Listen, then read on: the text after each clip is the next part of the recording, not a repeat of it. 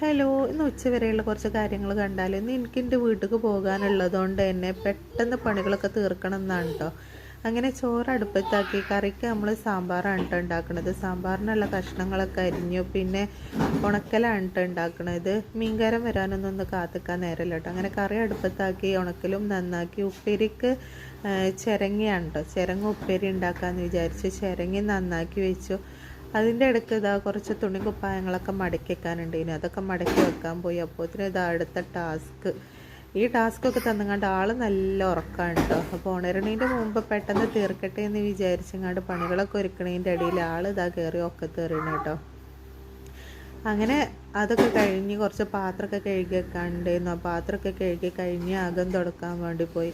അകം തുടക്കലും കഴിഞ്ഞ് പിന്നെ പുറത്തേക്ക് ഇറങ്ങി. പുറത്ത് കുറച്ച് അലക്കാനുണ്ടായിരുന്നു. അലക്കൽ കഴിഞ്ഞ് മുറ്റടിച്ച് കണ്ട് എമിനെ ഒന്ന് കുളിപ്പിച്ചെടുത്ത് രണ്ടാൾ കുളിയും കഴിഞ്ഞതാ ചോറും സാമ്പാറും ചിരങ്ങുപ്പേരി മീൻ പൊരിച്ചതും പപ്പടം കൂട്ടി നല്ലോണം ചോറ് തന്നു കേട്ടോ.